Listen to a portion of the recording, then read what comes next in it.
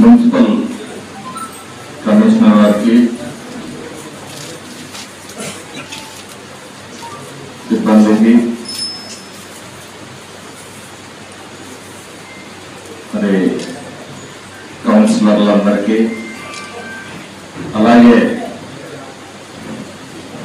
మరి ఈరోజు నూతనంగా వైస్ చైర్మన్ బాధ్యత నుండి ఏదైతే చెన్నయ్య స్వామి గారు రాజీనామా చేశారో, మరి చైర్మన్ పదవికి తాత్కాలిక చైర్మన్ గా ఎన్నికైన కోలూరు నరసింహారావు గారికి, మీడియా మిత్రులందరికీ కూడా హృదయపూర్వకమైన నమస్కారం.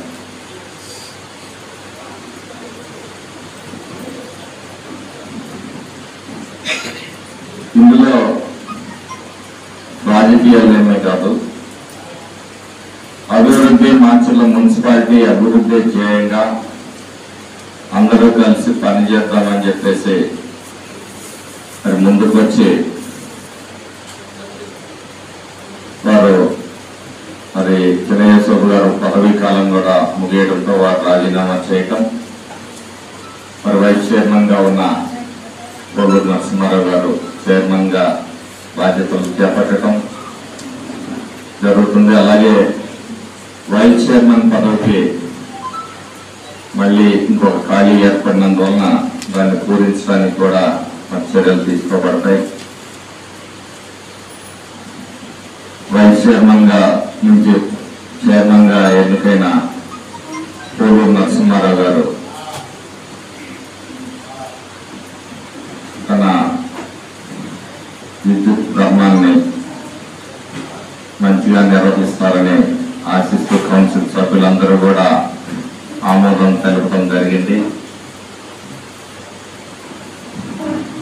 అదేవిధంగా ఈరోజు కౌన్సిల్లో వాటర్ క్లోరినేషన్ కి గ్యాస్ కూడా అయిపోయి క్లోరినేషన్ కి ఇబ్బందిగా ఉందనే దాని మీద క్లోరిన్ గ్యాస్ కోసం కూడా ఆమోదం తెలపడం జరిగింది.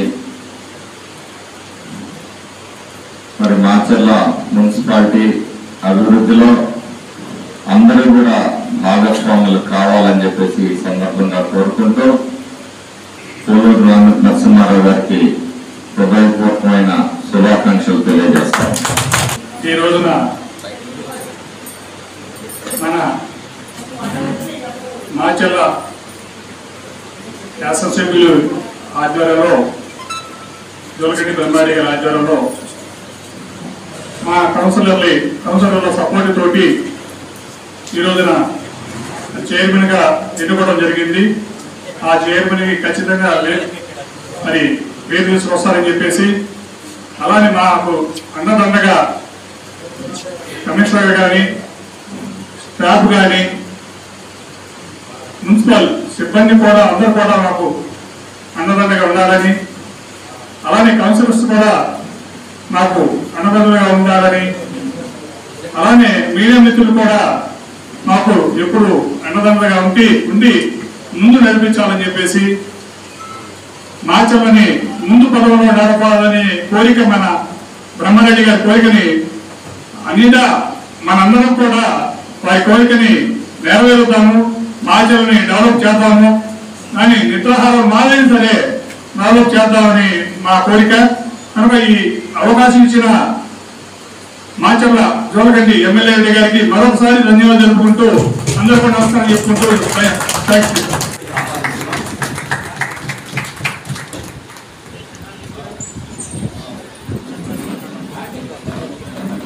అదేవిధంగా గవర్నమెంట్ ఎమ్మెల్యే గారి ఆదేశం మేరకు వైస్ చైర్మన్ పదవి కూడా తర్వాత సభలో ప్రత్యేకంగా తెలియజేస్తున్నాం.